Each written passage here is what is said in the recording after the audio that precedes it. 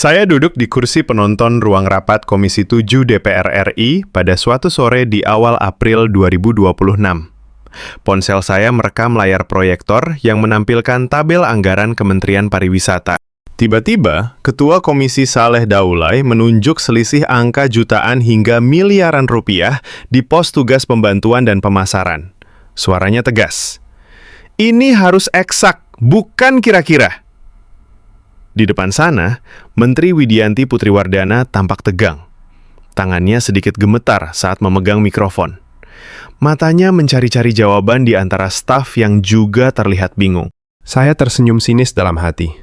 Akhirnya, pikir saya, bukti bahwa birokrasi Indonesia masih seperti yang saya baca di laporan-laporan lama. Data tidak sinkron, jawaban gelagapan. Tapi apa yang terjadi setelah saya keluar dari gedung DPR dan mulai menjelajahi Indonesia selama 2 minggu berikutnya, membuat saya bertanya-tanya. Apakah selisih angka di ruang rapat itu benar-benar mencerminkan apa yang terjadi di lapangan? Pagi berikutnya, pesawat saya mendarat di Bandara Soekarno-Hatta tepat pukul 7.15 WIB. Sebagai jurnalis asing yang sudah terbiasa dengan antrean panjang dan prosedur berbelit di banyak negara berkembang, saya siap menghadapi yang terburuk. Tas koper saya berat, laptop di ransel, dan catatan rapat DPR kemarin masih segar di pikiran. Selisih 5,7 miliar rupiah di pos pemasaran. Angka sekitar yang membuat ruangan tegang. Saya berjalan menuju pintu imigrasi sambil menggeleng pelan. Pasti akan ada keterlambatan, petugas yang cuek, atau setidaknya 1-2 kesalahan administrasi yang membenarkan prasangka saya. Tapi yang saya temui justru sebaliknya. Antrean imigrasi bergerak cepat. Jam menunjukkan pukul 7.28 ketika saya tiba di depan booth. Petugas pria berusia sekitar 35 tahun, seragam rapi tanpa kusut, tersenyum kecil sambil memindai paspor saya. Selamat datang di Indonesia, Pak. Tujuan wisata atau bisnis? Tanyanya dalam bahasa Inggris yang jelas, meski aksennya kental. Saya jawab singkat. Lalu dia mengetik cepat di komputer. Tak sampai 45 detik, stempel sudah tertera di paspor. Tidak ada pertanyaan bertele-tele, tidak ada tatapan curiga. Saya melirik jam lagi. 7.29. Hanya 1 menit lebih sedikit dari masuk booth. Keluar dari imigrasi, saya langsung ke konter bea cukai. Di sini biasanya saya paling was-was. Di beberapa negara, barang elektronik sering ditahan, atau ada biaya tambahan tak resmi. Tapi kali ini, petugas wanita muda hanya melirik deklarasi barang saya sekilas, lalu mengangguk ramah. Silakan lanjut, Pak. Semoga perjalanan Anda menyenangkan. Suaranya tenang, tidak tergesa. Di belakang saya, seorang turis asal Eropa lain sedang ditolong dengan sabar saat ada sedikit masalah dengan formulir. Petugas itu bahkan memanggil rekan untuk membantu menerjemahkan, tanpa nada kesal sedikit pun. Seluruh proses keluar bandara selesai dalam 18 menit sejak pesawat mendarat. Saya berdiri di luar terminal. Udara pagi Jakarta yang masih sejuk menyapa. Dan untuk pertama kalinya sejak kemarin sore, senyum sinis di wajah saya mulai pudar. Saya naik taksi online yang sudah dipesan lewat aplikasi. Sopirnya, seorang bapak berusia 45 tahun bernama Pak Budi, menyambut dengan sopan. Mobilnya bersih, AC nyaman, dan aroma sabun mobil tercium samar. Mau ke hotel di Sudirman ya, Pak? Jam segini lalu lintas biasanya padat, tapi kita coba ambil jalur cepat. Katanya sambil menyalakan aplikasi navigasi. Sepanjang jalan, saya amati bagaimana ia menjaga jarak aman, memberikan lampu sein dengan benar, dan bahkan mengingatkan saya untuk memakai sabuk pengaman. Ketika ada motor yang nyelonong, Pak Budi tidak membentak atau klakson keras. Dia hanya menggeleng pelan dan berkata, "Hati-hati ya, Mas." Seolah berbicara pada pengendara itu meski tak terdengar. Di persimpangan, petugas lalu lintas berdiri tegap di bawah terik matahari pagi, mengatur arus dengan tangan yang tegas tapi tidak kasar. Tak ada suara teriakan, tak ada kemacetan total yang biasa saya bayangkan di kota-kota besar Asia. Sesampainya di hotel pukul 8.50, resepsionis sudah siap. Kamar saya di lantai 12 langsung tersedia meski check-in resmi jam 14. Kami antisipasi tamu pagi, Pak. Silahkan istirahat dulu, ujar karyawan perempuan itu sambil menyerahkan kartu kunci dengan kedua tangan. Senyumnya tulus, bukan senyum paksaan. Di lobi, saya lihat dua petugas kebersihan sedang menyapu lantai marmer dengan gerakan cepat tapi teliti. Satu dari mereka bahkan memungut sehelai kertas kecil yang jatuh dari tas seorang tamu, lalu membuangnya ke tempat sampah terdekat tanpa meninggalkan jejak. Saya duduk di kafe hotel, membuka laptop, dan menatap rekaman video rapat DPR kemarin. Ekspresi bingung Menteri Widianti masih terbayang. Tangan gemetar, jawaban yang terpotong-potong saat menjelaskan selisih 5,7 miliar rupiah untuk tugas pembantuan ke daerah. Angka harus eksakt, kata Saleh Daulay waktu itu. Saya menghela napas. Di atas kertas memang ada gap, tapi di sini, di bandara, di jalan, di hotel, semua berjalan dengan ritme yang teratur. Orang-orang biasa ini bekerja tanpa sorotan kamera, tanpa deadline rapat, tapi hasilnya terasa nyata. Apakah selisih data itu hanya gejala administrasi pusat yang belum sempurna, sementara di lapangan mesin pariwisata sudah berputar dengan sendirinya? Sore harinya, saya keluar lagi. Berjalan kaki di sekitar area hotel, saya perhatikan trotoar yang relatif bersih untuk ukuran ibu kota. Seorang ibu-ibu penjual es teh duduk di pinggir jalan. Tas plastiknya rapi. Tidak ada sampah berserakan di sekitarnya. Ketika saya beli satu gelas, dia memberikan kembalian dengan teliti, menghitung uang logam satu persatu. "Terima kasih, Pak. Hati-hati di jalan," katanya sambil tersenyum. Tak jauh dari sana, dua pemuda sedang membantu seorang lansia menyeberang di zebra cross yang ramai. Mereka tidak kenal, tapi gerakannya alami, seolah sudah menjadi kebiasaan. Malam menjelang, saya kembali ke kamar dan mencatat di jurnal. Hari pertama. Prasangka masih kuat, tapi bandara dan jalanan tidak bohong. Apa yang salah dengan data di DPR? Atau mungkin yang salah adalah cara saya melihatnya selama ini. Saya belum punya jawaban pasti, tapi besok saya akan menyelam lebih dalam ke kota ini. Dan entah kenapa, saya mulai merasa bahwa Indonesia mungkin punya cerita yang lebih besar dari sekedar tabel angka yang selisih. Saya memutuskan untuk tidak langsung tidur malam itu. Rekaman rapat DPR masih berputar di layar laptop. Suara ketua komisi yang menekan Menteri Widianti terngiang. "Selisih ini bukan kecil, Bu Menteri. Harus ada penjelasan yang jelas." Saya mematikan video, tapi pertanyaan itu tak hilang. Besok pagi, saya akan keluar lebih awal, menyusuri Jakarta dengan mata yang masih penuh curiga. Jika bandara bisa mengejutkan saya, mungkin kota ini akan membongkar lebih banyak lagi. Pukul 6.45 WIB, saya sudah berada di lobi hotel. Pak Budi, sopir yang sama kemarin, sudah menunggu di depan pintu masuk. "Pagi, Pak. Hari ini mau kemana?" Saya usulkan mulai dari Monas dulu, lalu ke Kota Tua. "Lalu lintas pagi masih longgar," katanya sambil membuka pintu mobil dengan sopan. Saya mengangguk. Dalam hati saya hitung. Jam 7 lewat sedikit, dan kita sudah meluncur. Di Eropa, supir biasanya datang telat 10-15 menit. Di sini, tepat waktu tanpa diminta. Sepanjang Jalan Sudirman, saya amati arus lalu lintas. Mobil-mobil bergerak tertib meski volume tinggi. Tidak ada klakson membabi buta seperti yang sering saya lihat di video-video lama tentang Jakarta. Ketika lampu merah menyala di persimpangan Semanggi, pengendara motor berhenti rapi di belakang garis stop. Seorang petugas polisi lalu lintas berdiri di tengah. Tangannya menggerakkan dengan tegas tapi tenang. Seorang pengendara motor yang hampir melanggar langsung mundur tanpa protes. Saya catat waktu. Dari hotel ke Monas, hanya 28 menit. Padahal Google Maps bilang bisa 45 menit di jam sibuk. Sesampainya di Monas pukul 7.35, area taman masih sepi pengunjung. Saya turun, berjalan menyusuri trotoar yang bersih dari sampah. Dua petugas kebersihan sedang menyapu daun-daun kering dengan sapu lidi.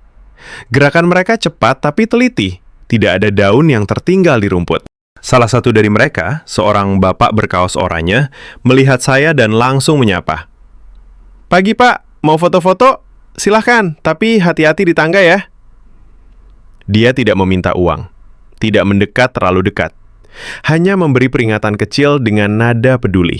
Di sekitar Monas, saya lihat kelompok pelajar SMA sedang berkumpul untuk belajar sejarah. Guru mereka menjelaskan tentang perjuangan kemerdekaan sambil menunjuk patung. Anak-anak itu mendengarkan dengan hikmat. Tidak ada yang main ponsel atau berlarian seenaknya. Ketika angin meniup sampah plastik kecil dari tas salah seorang siswa, temannya langsung memungut dan membuang ke tempat sampah terdekat. Tidak ada perintah dari guru. Itu dilakukan begitu saja. Saya berdiri agak jauh, mengamati. Di negara saya, kelompok pelajar sering meninggalkan jejak sampah di tempat umum. Di sini, kesadaran itu muncul alami. Saya lanjut ke Kota Tuta dengan ojek online. Driver bernama Mas Andi, pemuda berusia 28 tahun, memakai helm standar dan jaket rapi. "Naik, Pak."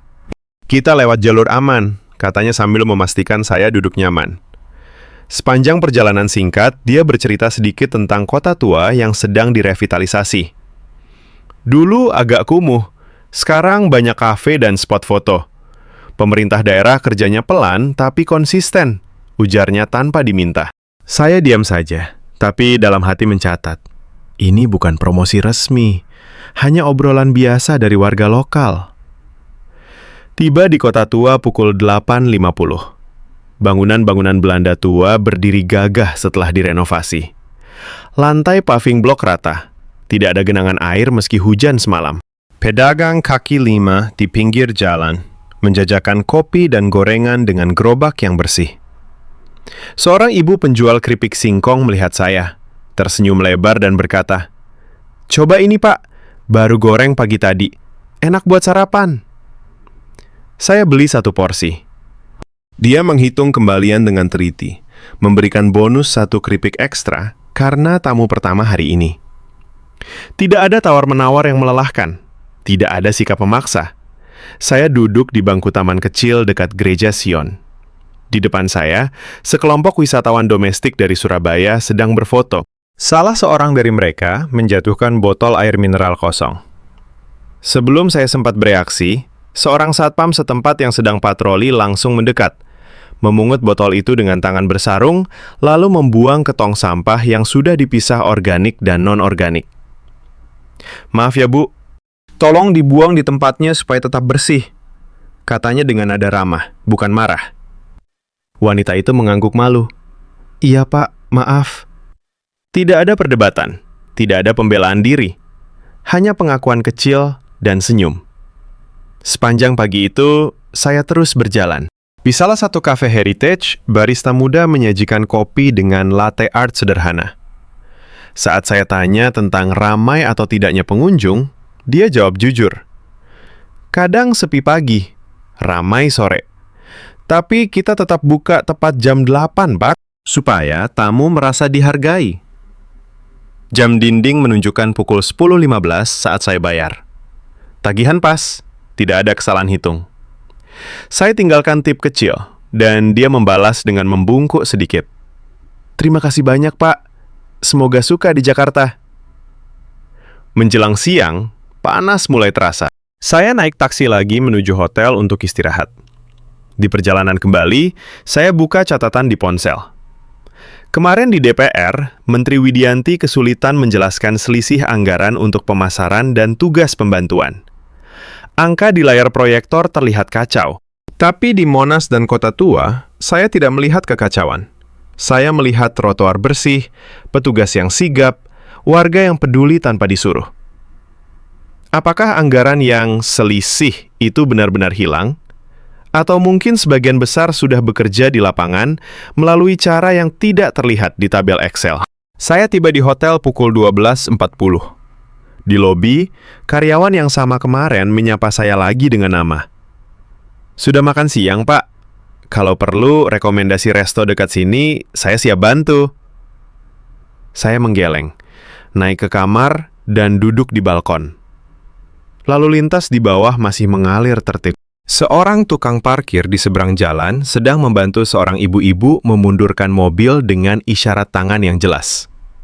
Semua berjalan lambat, tapi pasti. Saya buka laptop, tulis catatan baru. Hari kedua. Monas dan Kota Tua tidak bohong. Orang-orang di sini bekerja dengan tangan mereka sendiri, bukan hanya dengan dokumen. Selisih di DPR mungkin nyata, tapi di jalanan, di taman, di trotoar, semua terasa lebih utuh daripada angka itu. Prasangka saya masih ada, tapi sudah mulai retak di beberapa titik. Besok saya akan ke bandara domestik, terbang ke destinasi lain. Dan saya mulai penasaran, apakah kejutan ini akan berlanjut atau akhirnya saya akan menemukan celah yang membenarkan keraguan awal saya. Pagi ketiga di Jakarta, saya memutuskan untuk meninggalkan kota besar dan melihat bagaimana pariwisata beroperasi di luar ibu kota. Pukul 5.50 WIB, saya sudah check out dari hotel. Pak Budi menjemput tepat waktu, membawa saya ke Terminal 3 Bandara Soekarno-Hatta untuk penerbangan domestik ke Yogyakarta. Pagi sekali ya, Pak. Tapi bagus, nanti nggak kena macet bandara, katanya sambil membantu mengangkat koper ke bagasi. Mobil masih bersih seperti kemarin, aroma sabun yang sama. Kami tiba di bandara pukul 6.35. Proses drop bagasi di counter maskapai berjalan cepat. Petugas wanita berusia sekitar 30 tahun memindai tiket saya, menimbang koper hanya dalam 20 detik, lalu mencetak boarding pass dengan senyum. Pesawat Anda pukul 8.10, Pak. Gate akan dibuka jam 7.40. Silakan istirahat di lounge jika mau. Tidak ada antrean panjang, tidak ada kesalahan input nama. Saya lanjut ke security check. Petugas pria memeriksa tas dengan teliti tapi cepat. Tangannya terlatih. Laptop keluarkan ya, Pak. Terima kasih, katanya sopan. Seluruh proses dari masuk bandara hingga duduk di ruang tunggu gate hanya memakan 42 menit. Di ruang tunggu, saya amati penumpang lain. Seorang keluarga dengan anak kecil sedang mengatur tas. Anak laki-laki berusia 7 tahun menjatuhkan botol minum.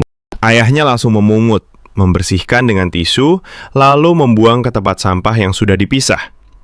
Tidak ada teriakan, tidak ada drama.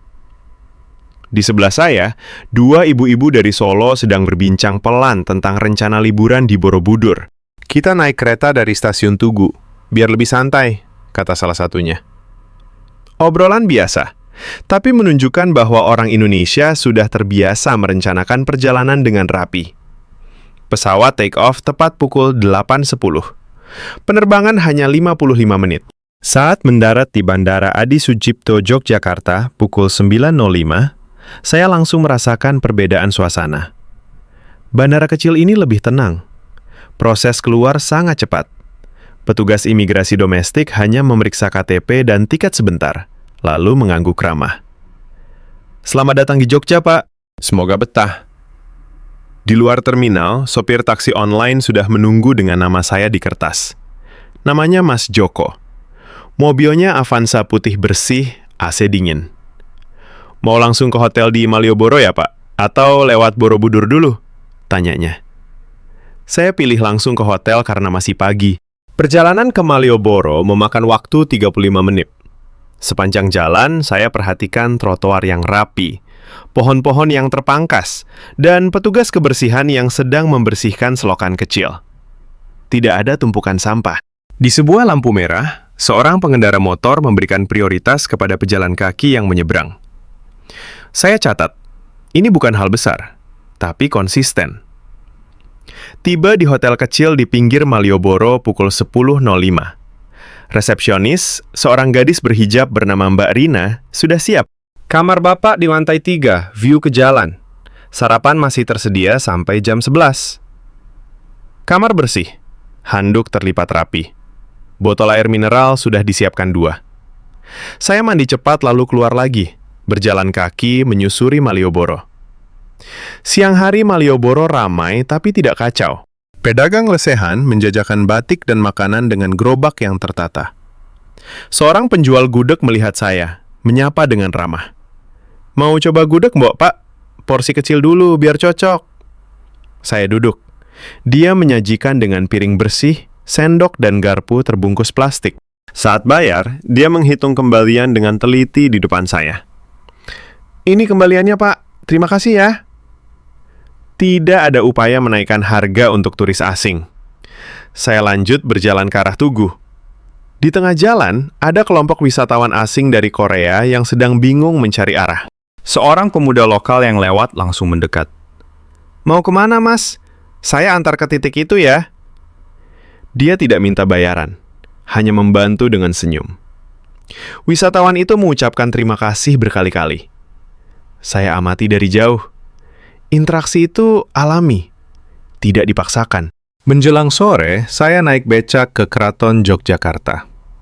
Pengemudi becak, seorang bapak tua bernama Pak Slamet, mengayuh dengan tenang. "Keraton masih buka sampai jam 17, Pak. Tapi kalau mau masuk, tiketnya murah," katanya sambil bercerita sedikit tentang sejarah keraton tanpa memaksa. Sesampainya di depan gerbang, petugas tiket memeriksa suhu tubuh dan memberikan masker cadangan meski tidak wajib. "Untuk kenyamanan Bapak," ujarnya. Di dalam keraton, pengunjung berjalan tertib. Tidak ada yang berlari atau berteriak. Seorang satpam melihat seorang anak kecil hampir menyentuh artefak, langsung mendekat pelan dan berkata, "Nak, jangan disentuh ya, biar awet." Anak itu mengangguk dan mundur. Orang tuanya tersenyum malu. "Maaf, Pak." Tidak ada perdebatan. Saat matahari mulai condong ke barat, saya duduk di bangku taman dekat alun-alun kidul. Angin sore sejuk. Di depan saya, sekelompok pemuda sedang membersihkan sampah yang jatuh dari angin. Mereka bukan petugas, hanya warga biasa yang melihat tempat itu kotor. Satu dari mereka berkata, "Kalau kita tidak mulai dari diri sendiri, siapa lagi yang mau bersihkan?" Saya rekam suara itu dalam hati. Kembali ke hotel pukul 18.30. Mbak Rina di resepsionis masih bertugas. "Makan malam di resto hotel atau mau rekomendasi warung dekat sini, Pak?" tanyanya. Saya pilih warung. Dia menjelaskan rute dengan detail jelas, bahkan menggambar sketsa kecil di kertas. Di kamar, saya buka laptop dan menonton kembali cuplikan rapat DPR. Menteri Widianti masih terlihat bingung saat menjawab selisih data anggaran untuk promosi daerah. Angka tidak sinkron. Tapi hari ini di Yogyakarta, saya melihat promosi yang sesungguhnya terjadi tanpa iklan besar, melalui keramahan pedagang, ketertiban pengunjung, dan kepedulian warga kecil. Malioboro ramai, keraton terawat, bandara domestik lancar. Apakah selisih miliaran rupiah itu hilang? Atau justru sudah berubah menjadi ribuan senyum kecil dan trotoar bersih yang membuat wisatawan mau kembali? Saya menutup laptop. Malam ini, catatan saya bertambah panjang. Hari ketiga, Yogyakarta tidak berbohong. Orang-orang di sini bekerja dengan hati, bukan hanya dengan anggaran pusat. Prasangka saya tentang kekacauan data mulai goyah. Besok saya akan ke Borobudur, memuji lagi apakah keajaiban kecil ini tetap ada di situs warisan dunia. Pagi keempat, saya bangun sebelum subuh. Jam menunjukkan pukul 04.40 WIB saat saya sudah siap di lobi hotel kecil di Malioboro. Mbak Rina, resepsionis malam yang berganti shift, tersenyum lelah tapi ramah. "Pagi sekali, Pak. Sopir sudah nunggu di depan untuk Borobudur. Hati-hati di jalan. Kabut pagi kadang tebal." Dia menyerahkan termos kecil berisi kopi hitam hangat tanpa diminta. "Gratis dari hotel, supaya Bapak tidak ngantuk."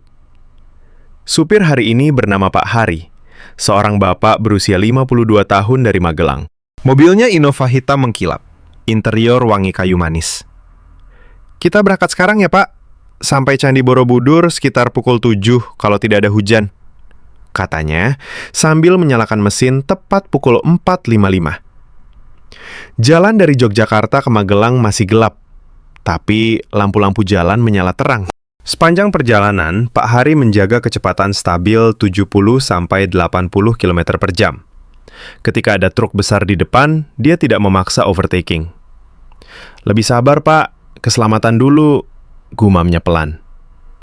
Kabut tipis mulai menyelimuti sawah-sawah saat kami mendekati Borobudur. Pukul 06.58, kami tiba di gerbang parkir resmi. Area parkir sudah mulai ramai, tapi tertata rapi. Petugas parkir berpakaian seragam oranye mengarahkan mobil dengan isyarat tangan yang jelas dan sopan. Silahkan ke zona 4, Pak. Nanti shuttle bus ke Candi setiap 10 menit.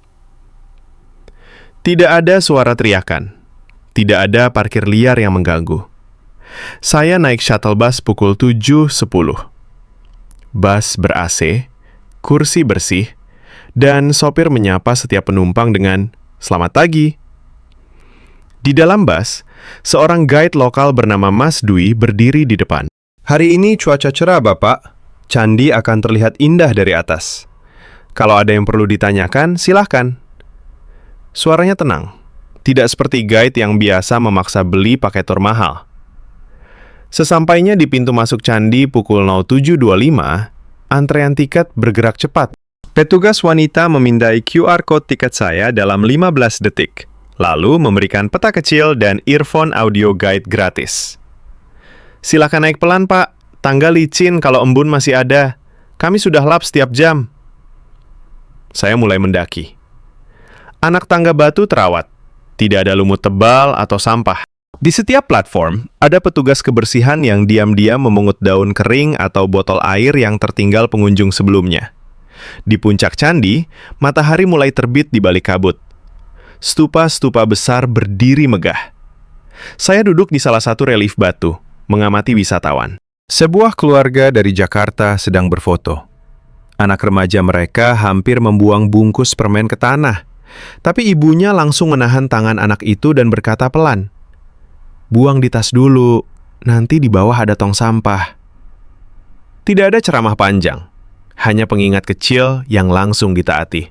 Di sebelahnya, 2 turis asal Jepang tersandung sedikit di tangga. Seorang satpam langsung mendekat, membantu berdiri, dan memeriksa apakah ada luka.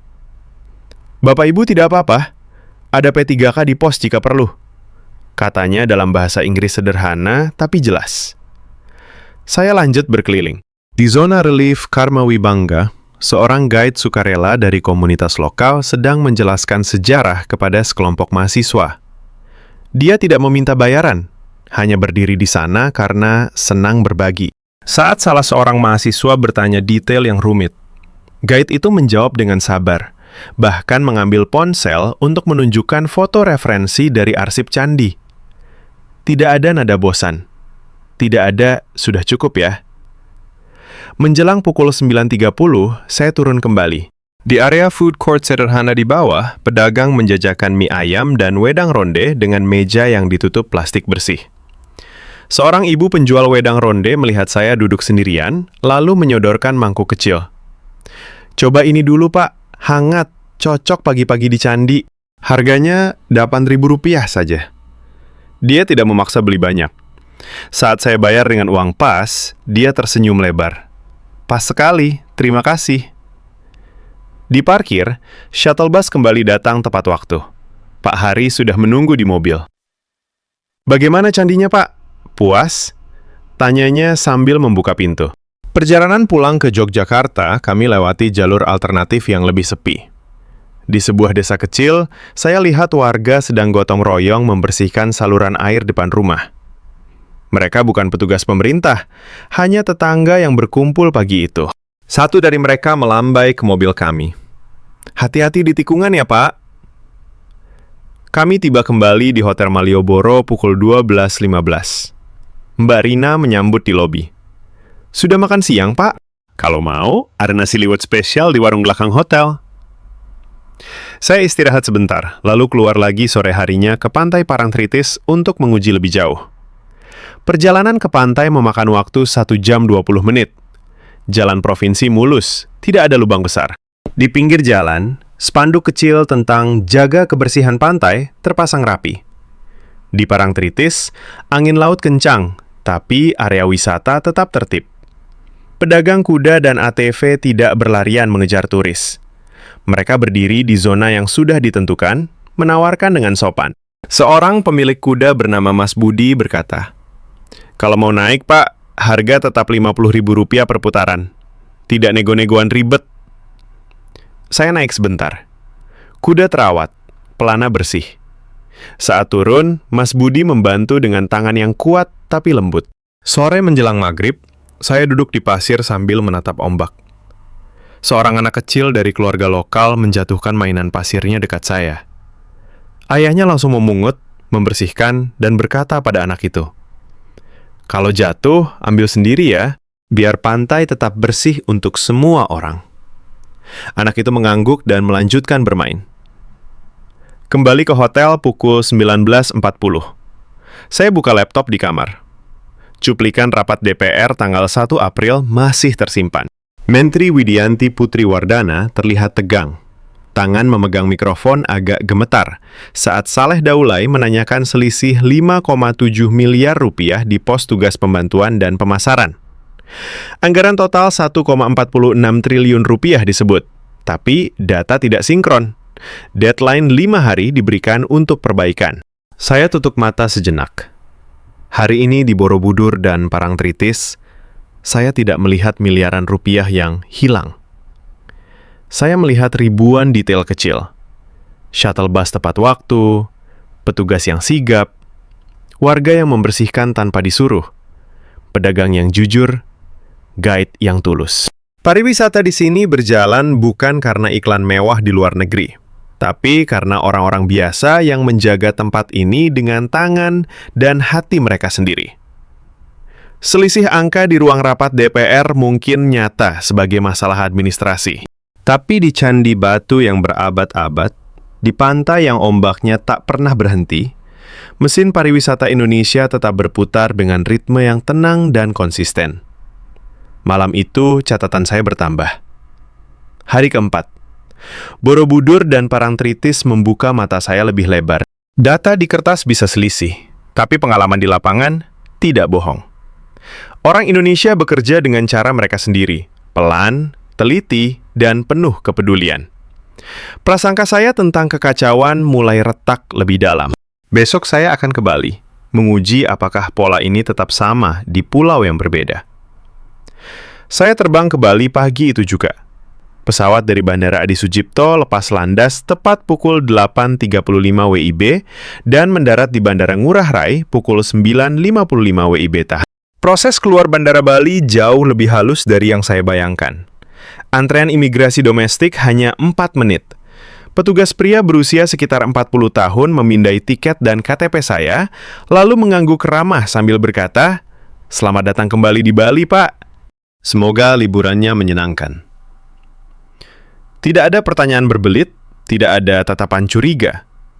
Di luar terminal, udara tropis yang lembab langsung menyapa. Tapi taksi online yang saya pesan sudah menunggu dengan nama saya di papan tulis kecil. Sopirnya bernama Wayan, pemuda Bali berusia 29 tahun. Mobilnya Innova putih mengkilap, AC dingin sempurna, dan ada botol air mineral dingin sudah disiapkan di jok belakang. "Mau ke Ubud langsung ya, Pak? Jalannya sekitar 1 jam 20 menit kalau nggak macet. Saya ambil rute tol Mandara biar lebih cepat," katanya sambil memasang sabuk pengaman dan menyalakan aplikasi navigasi. Sepanjang jalan dari bandara ke Ubud, saya amati betapa tertibnya lalu lintas meski padat. Motor-motor Bali yang terkenal nyelonong itu ternyata menjaga jarak cukup aman. Di sebuah lampu merah dekat Kuta, seorang pengendara motor memberikan prioritas penuh kepada seorang nenek yang menyeberang pelan dengan tongkat. Tidak ada klakson, tidak ada umpatan. Wayan hanya tersenyum kecil. "Di sini kami biasa begitu, Pak. Yang tua didahulukan." Kami tiba di penginapan kecil di tengah sawah Ubud tepat pukul 11.25 WIB. Pemiliknya, seorang ibu bernama Nimade, menyambut di depan pintu dengan senyum lebar dan menyodorkan air kelapa muda segar. "Kamar Bapak sudah siap sejak pagi. Kami antisipasi tamu dari pagi. Silahkan istirahat dulu. Nanti saya antar ke villa." Kamarnya sederhana, tapi bersih luar biasa. Handuk terlipat rapi, spray putih tanpa noda, dan botol air sudah diganti 2 kali sehari tanpa diminta. Di teras villa, pemandangan sawah hijau terbentang. Angin sepoi-sepoi membawa aroma bunga frangipani. Sore harinya saya keluar berjalan kaki ke Monkey Forest. Jalan setapak menuju hutan monyet sudah diperbaiki dengan paving block yang rata. Tiket masuk 80.000 dibayar di counter kecil. Petugasnya seorang gadis muda yang langsung memberikan peta dan peringatan sopan. Hati-hati dengan barang-barang Bapak ya. Monyet suka ambil yang mengkilap. Kalau ada masalah, panggil kami saja. Di dalam hutan, ratusan monyet berkeliaran bebas. Tapi suasana tetap terkendali. Seorang penjaga hutan berpakaian tradisional Bali sedang mengawasi dari kejauhan. Ketika seorang turis asal Australia hampir dikejar monyet karena membawa camilan terbuka, penjaga itu mendekat cepat, tapi tenang, memberikan kantong plastik dan berkata, "Simpan makanan di tas tertutup ya Pak, biar monyet tidak ganggu." Turis itu mengangguk dan langsung menuruti. Saya duduk di bangku batu dekat pura kecil di dalam hutan. Di depan saya, sekelompok wisatawan domestik dari Surabaya sedang berfoto. Salah seorang dari mereka menjatuhkan bungkus permen. Sebelum bungkus itu menyentuh tanah, seorang pemuda lokal yang tidak kenal langsung memungutnya dan membuang ke tong sampah terdekat. "Maaf, biar tetap bersih," katanya sambil tersenyum. Tidak ada yang memuji, tidak ada yang protes. Itu dilakukan begitu saja, seperti kebiasaan sehari-hari. Menjelang malam, saya pindah ke Seminyak untuk makan malam. Wayan mengantar lagi dengan mobil yang sama. Restoran seafood di pinggir pantai sudah ramai, tapi pelayanan tetap cepat. Waiter bernama Ketut datang dalam 30 detik setelah saya duduk. Menu dibacakan dengan jelas, pesanan dicatat tepat, dan makanan datang hanya 12 menit kemudian. Ikan bakar segar, nasi hangat, sambal yang pas. Saat bayar, tagihan pas tanpa kesalahan hitung Rp1 pun. Ketut memberikan struk dengan kedua tangan. "Terima kasih banyak, Pak. Semoga puas dan datang lagi besok." Keesokan paginya, saya menyewa motor skuter untuk ke Pantai Kuta. Pukul 08.10, saya sudah tiba. Pantai yang terkenal ramai itu ternyata masih terjaga kebersihannya. Petugas kebersihan kota sedang menyapu pasir dengan sapu lidi besar, mengumpulkan sampah plastik yang dibawa ombak semalam. Mereka bekerja tanpa tergesa, tapi efektif. Di zona penyewaan payung, seorang pemuda bernama Made menawarkan payung dengan harga tetap Rp50.000 seharian. "Tidak ada tambahan, Pak. Kalau mau snorkeling, saya bisa rekomendasikan teman yang bagus dan aman," katanya tanpa memaksa. Saya duduk di bawah payung, mengamati wisatawan. Seorang keluarga Eropa dengan 2 anak kecil bermain air. Ketika anak kecil itu meninggalkan botol minum di pasir, seorang penjual es kelapa langsung memungut dan mengembalikannya dengan senyum. "Ini punya adik ya? Jangan sampai hilang." Siang harinya saya kembali ke Ubud untuk mengunjungi sebuah kafe organik di tengah sawah. Kafe itu dikelola oleh komunitas lokal. Barista bernama Putu menyajikan kopi luwak dengan tangan yang terampil. Saat saya tanya tentang ramai atau tidaknya wisatawan pasca pandemi, dia jawab jujur. "Kadang sepi di hari biasa, ramai weekend. Tapi kami tetap buka tepat jam 7 pagi, Pak. Karena tamu yang datang pagi biasanya paling menghargai suasana tenang." Dia tidak mengeluh, tidak meminta simpati. Hanya fakta sederhana disampaikan dengan tenang. Sore itu, saat matahari mulai turun, saya duduk di teras villa sambil membuka laptop. Saya putar lagi cuplikan rapat DPR tanggal 1 April. Menteri Widianti Putri Wardana masih terlihat bingung saat menjawab pertanyaan tentang selisih data anggaran. Suara Ketua Komisi Saleh Daulay terngiang. "Ini harus eksak, bukan kira-kira." Angka tugas pembantuan dan pemasaran tidak sinkron. Miliaran rupiah yang disebut-sebut seolah hilang di antara dokumen. Tapi di Bali hari ini, saya tidak melihat hilangnya apapun. Saya melihat ribuan tindakan kecil yang membuat pariwisata tetap hidup.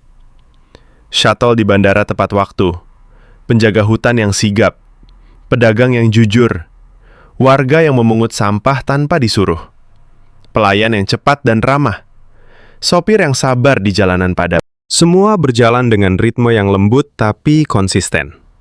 Tidak ada drama besar, tidak ada sorotan kamera, hanya orang-orang biasa yang menjaga pulau ini dengan cara mereka sendiri. Saya menutup laptop dan menatap sawah yang mulai gelap. Angin malam membawa suara gamelan samar dari pura terdekat. Prasangka saya tentang kekacauan birokrasi yang saya bawa dari ruang rapat DPR sudah retak parah. Selisih data di atas kertas mungkin nyata sebagai masalah administrasi pusat yang perlu diperbaiki. Tapi di lapangan, di candi, di pantai, di sawah Ubud, di jalanan Bali, pariwisata Indonesia bekerja dengan kekuatan yang jauh lebih dalam. Kekuatan gotong royong, kepedulian kecil, dan dedikasi harian yang tidak tercatat dalam tabel anggaran. Besok saya akan kembali ke Jakarta, dan saya mulai merasa bahwa perjalanan ini belum selesai. Masih ada satu pertanyaan besar yang mengganggu. Jika lapangan begitu hidup, mengapa ruang rapat terasa begitu kacau? Atau mungkin justru sebaliknya, ruang rapat hanya melihat angka, sementara Indonesia yang sesungguhnya bekerja dengan hati. Saya mendarat kembali di Bandara Soekarno-Hatta sore itu, tepat pukul 17.40 WIB. Pesawat dari Bali tepat waktu. Proses keluar bandara masih sama cepatnya seperti hari pertama. Hanya 22 menit dari pintu pesawat hingga naik taksi online. Pak Budi sudah menunggu di titik jemput dengan senyum yang sama seperti sebelumnya. Kembali ke hotel yang sama ya, Pak? Perjalanan dari Bali lancar? Tanyanya sambil membuka pintu. Mobil masih wangi sabun. Kursi belakang sudah disiapkan tisu dan air mineral dingin. Sepanjang jalan menuju Sudirman, saya diam saja. Memutar ulang semua yang saya lihat selama 2 minggu ini. Monas pagi yang bersih, kota tua dengan pedagang ramah, Borobudur yang terawat tanpa sampah, pantai Parangtritis dengan warga yang gotong royong, Ubud dengan sawah dan monkey forest yang tertib, Seminyak dengan pelayan cepat, Kuta dengan payung yang jujur. Semua detail mikro itu berputar di kepala saya, seperti film pendek yang tak terduga. Sesampainya di hotel pukul 18.55, Mbak Rina di resepsionis menyambut lagi. "Selamat sore, Pak. Kamar sudah dibersihkan. Ada kopi panas di kamar kalau Bapak mau." Saya naik ke lantai 12, duduk di balkon dan membuka laptop. File rekaman rapat DPR tanggal 1 April 2026 masih ada di folder utama. Saya putar sekali lagi. Kali ini dengan mata yang sudah berbeda. Ruangan rapat Komisi 7 terlihat formal. Layar proyektor menampilkan tabel anggaran 1,46 triliun rupiah. Ketua komisi, Saleh Daulay menunjuk dengan tegas. "Ini harus eksak. Bukan kira-kira." Suaranya tegas. Di depan, Menteri Widianti Putriwardana memegang mikrofon. Tangannya sedikit gemetar. Matanya mencari-cari ke arah staf. "Yang tadi transfer ke daerah itu 5,7 ya?" "Betul ya, 5,7. Itu programnya pemasaran atau programnya kementerian?" Jawabannya terdengar ragu, terpotong-potong. Saleh menekan lagi. "Selisih 5,7 miliar ini kemana? Angka harus jelas." Ruangan tegang. Deadline 5 hari diberikan untuk revisi data. Saya ingat betul bagaimana saya tersenyum sinis waktu itu. Menganggap ini bukti klasik birokrasi yang kacau. Tapi sekarang, setelah 2 minggu berkeliling, saya melihat hal yang sama sekali berbeda. Selisih 5,7 miliar rupiah itu mungkin nyata di atas kertas. Mungkin ada keterlambatan pelaporan dari daerah. Mungkin ada carve-out untuk tugas pembantuan yang belum terinput sempurna. Mungkin ada kesalahan koordinasi antar kedeputian. Itu masalah administrasi pusat yang memang harus diperbaiki. Tapi di lapangan, uang itu seolah sudah bekerja melalui cara yang tak tercatat rapi di tabel Excel. Saya buka folder foto dan catatan. Di Borobudur, shuttle bus berjalan setiap 10 menit tepat. Di Ubud, penjaga hutan memungut sampah tanpa gaji tambahan. Di Kuta, pemuda penyewa payung menjaga harga tetap tanpa nego ribet. Di Malioboro, ibu penjual gudeg memberikan porsi kecil dengan senyum tulus. Di Bandara Adi Sujipto dan Ngurah Rai, petugas tersenyum dan menyelesaikan tugas dalam hitungan detik. Semua itu butuh anggaran. Untuk gaji petugas, perawatan trotoar, pelatihan guide, pembersihan pantai, renovasi paving block. Mungkin sebagian dari 5,7 miliar itu sudah mengalir ke daerah sebagai tugas pembantuan. Dan di sana berubah menjadi ribuan tindakan kecil yang membuat wisatawan seperti saya merasa aman, dihargai, dan ingin kembali. Saya berdiri di balkon, menatap lampu-lampu Jakarta yang mulai menyala. Angin malam masih hangat. Di bawah, seorang tukang parkir sedang membantu seorang ibu memundurkan mobil dengan isyarat tangan yang sabar. Seorang penjual es teh di pinggir jalan membersihkan gerobaknya sebelum tutup. Dua pemuda membantu lansia menyeberang zebra cross. Semua berjalan tanpa sorotan, tanpa rapat, tanpa proyektor. Ini adalah Indonesia yang sesungguhnya, bukan tabel angka, tapi orang-orang yang bekerja dengan tangan dan hati mereka. Saya duduk kembali, menulis catatan panjang di jurnal digital. Hari ke-16. Saya datang dengan prasangka kuat setelah melihat momen viral di DPR. Saya pikir selisih data berarti kekacauan total. Tapi yang saya temukan adalah sistem yang bekerja di tingkat mikro dengan efisiensi yang luar biasa. Administrasi pusat mungkin masih perlu diperbaiki. Data harus sinkron, pelaporan harus tepat waktu. Itu tugas berat bagi Menteri Widianti dan timnya. Tapi di bawah itu semua, ada kekuatan yang lebih besar. Budaya gotong royong, disiplin kecil sehari-hari, dan keramahan yang alami. Pariwisata Indonesia tumbuh bukan karena anggaran sempurna di kertas, tapi karena orang biasa yang menjaganya dengan cara mereka sendiri.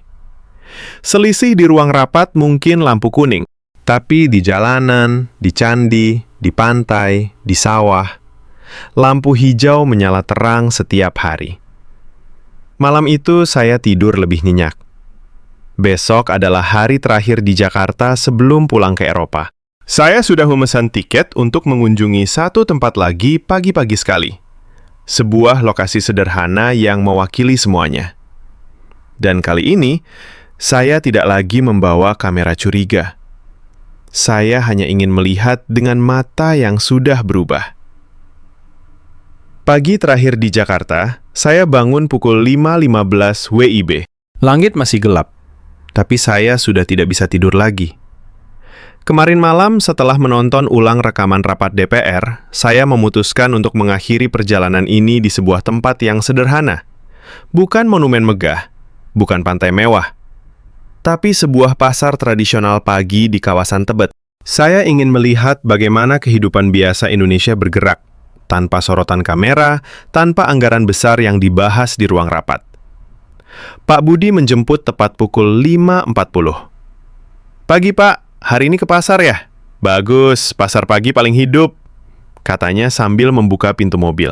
Jalanan masih sepi. Lampu-lampu jalan kuning menyinari trotoar yang bersih.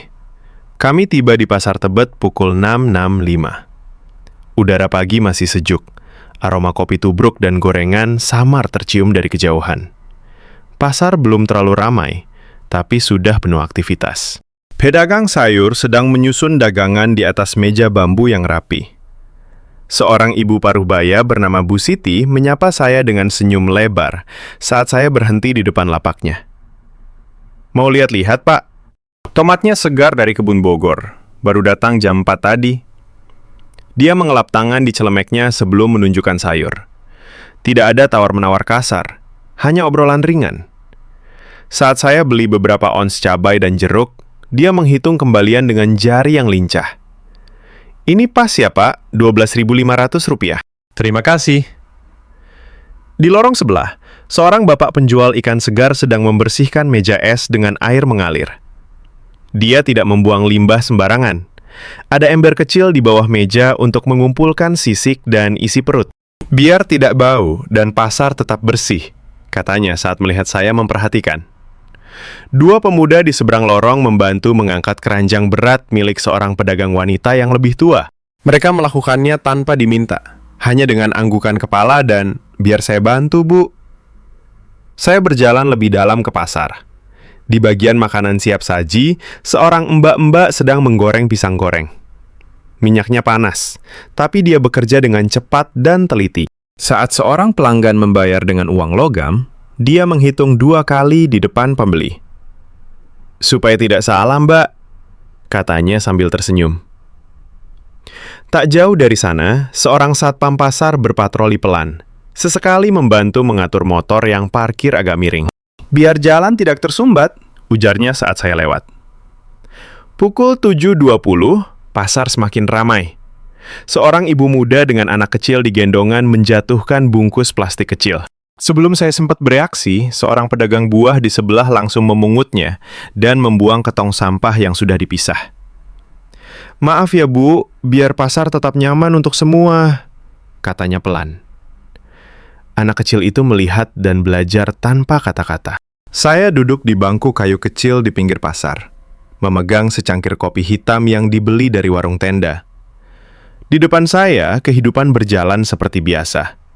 Tidak ada yang tahu saya seorang jurnalis asing. Tidak ada yang berusaha membuat kesan.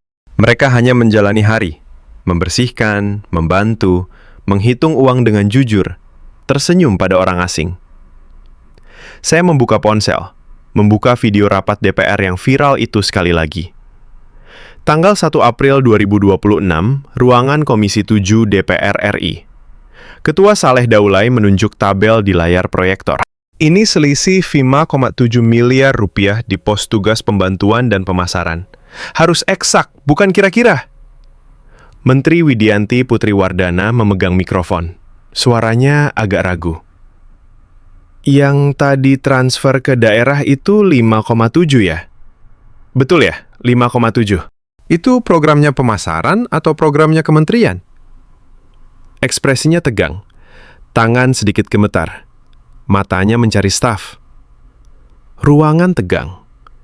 Deadline 5 hari diberikan. Saya ingat betul bagaimana saya, saat itu, menganggap ini sebagai bukti bahwa segalanya kacau. Sekarang, duduk di pasar Tebet pagi ini, saya tersenyum kecil pada diri sendiri. Ya, ruang rapat memang menunjukkan masalah nyata. Data harus lebih sinkron, pelaporan harus lebih cepat, koordinasi antar kedeputian harus lebih baik. Itu tugas berat bagi Menteri Widianti dan seluruh tim di kementerian. Anggaran 1,46 triliun rupiah, bukan angka kecil. Setiap rupiah harus bisa dipertanggungjawabkan dengan jelas. Tapi di pasar ini, di Monas, di Borobudur, di Ubud, di Kuta, saya melihat di mana sebagian uang itu bekerja. Bukan dalam bentuk iklan besar di luar negeri, tapi dalam gaji petugas kebersihan yang membersihkan trotoar setiap pagi. Dalam pelatihan guide kecil yang ramah. Dalam perawatan paving block yang membuat wisatawan nyaman berjalan. Dalam subsidi kecil untuk pedagang pasar yang menjaga kebersihan lapak mereka sendiri. Selisih di atas kertas adalah lampu kuning untuk perbaikan administrasi.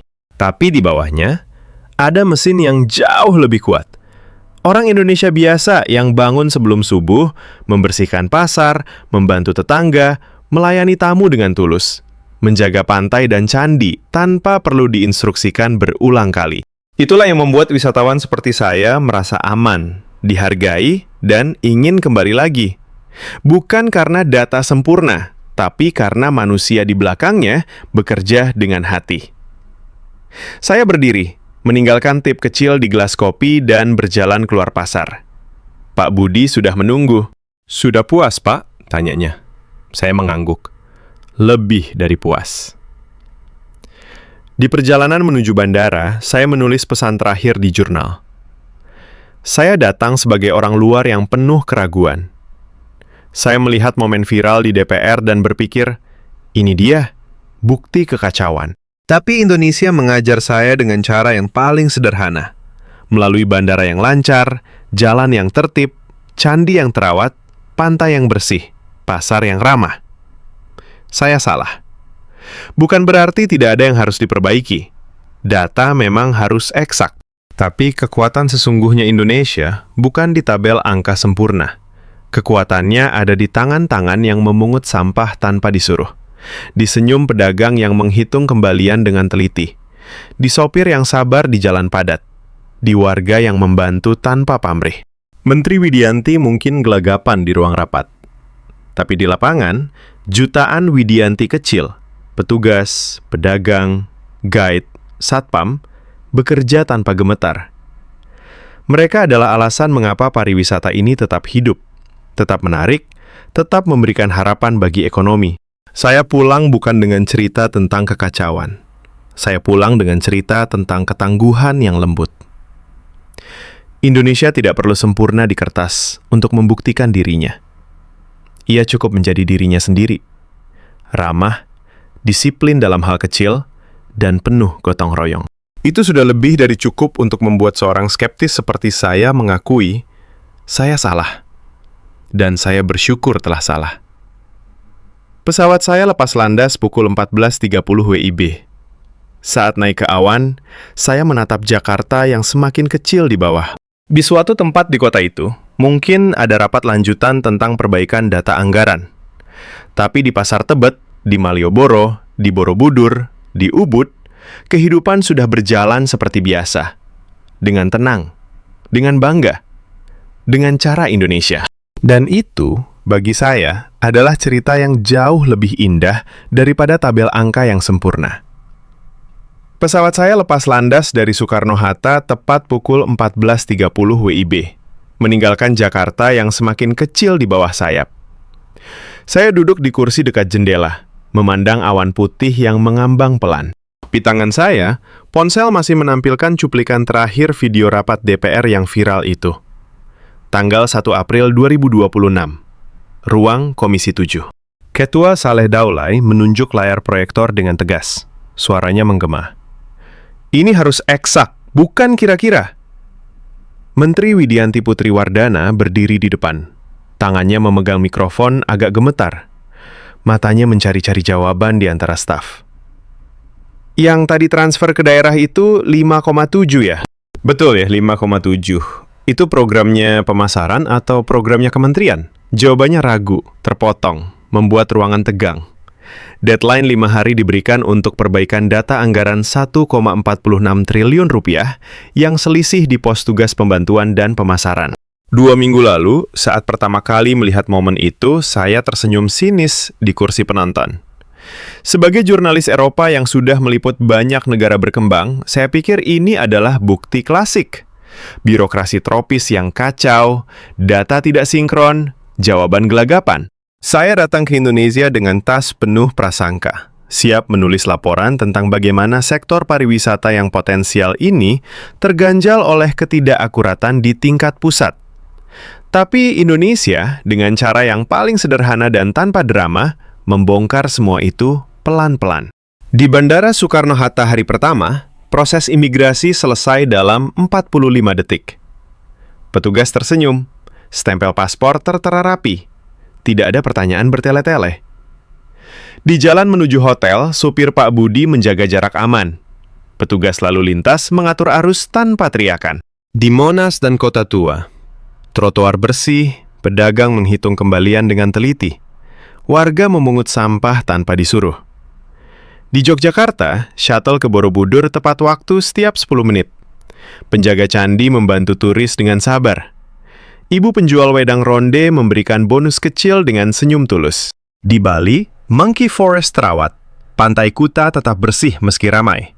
Pelayan di Seminyak menyajikan pesanan dalam 12 menit. Sopir Wayan mengantar dengan tenang di jalan padat. Semua itu bukan kebetulan. Itu adalah ribuan tindakan kecil yang terjadi setiap hari, dari subuh hingga malam. Petugas kebersihan menyapu trotoar sebelum matahari terbit. Pedagang Pasar Tebet mengelap meja bambu dan menghitung uang logam 2 kali. Guide sukarela di Borobudur menjelaskan sejarah tanpa meminta bayaran. Penjaga hutan di Ubud memperingatkan turis dengan nada ramah. Satpam di pantai mengingatkan anak kecil untuk membuang sampah di tempatnya. Supir ojek dan taksi online yang selalu tepat waktu, selalu sopan. Saya sadar sekarang. Selisih 5,7 miliar rupiah di ruang rapat itu mungkin nyata. Mungkin ada keterlambatan pelaporan dari daerah, mungkin ada kesalahan input di sistem pusat, mungkin koordinasi antar kedeputian masih perlu diperbaiki. Itu lampu kuning yang sah.